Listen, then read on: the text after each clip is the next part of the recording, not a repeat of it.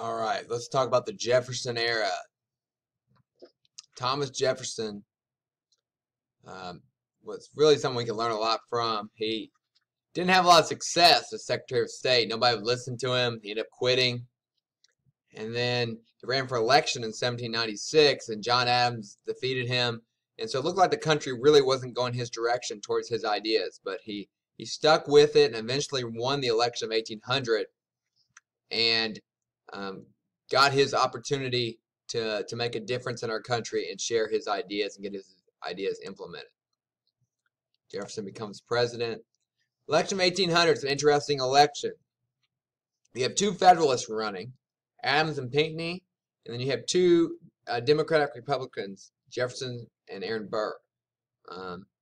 Back then, the person who got first place in the presidential election, of course, would be president, but the person who got second place would become vice president. So each party ran two candidates, and the vote ended up being split 4 different ways.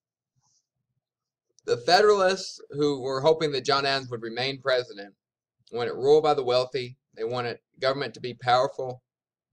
They wanted loose construction, and they wanted to be friends with Britain and trade with Britain. On the other hand, Thomas Jefferson, the Democratic Republicans, wanted to limit the power of government. They wanted less spending. They wanted strict construction.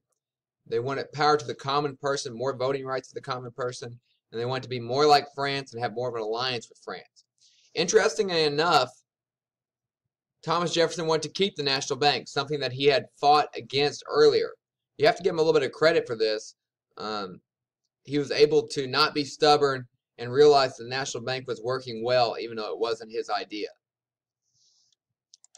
The campaign was pretty brutal. The people didn't travel around, but they wrote letters to the newspapers, and they said bad things about each other in the newspaper.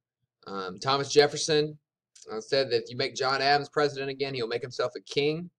What is the next logical step? He's already tried to take away people's freedom of speech with the Alien and Sedition Act.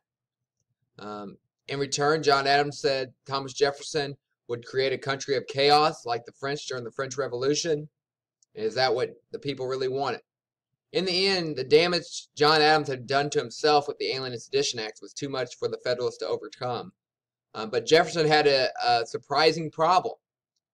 He actually tied with Aaron Burr, another Democratic Republican, in the Electoral College vote.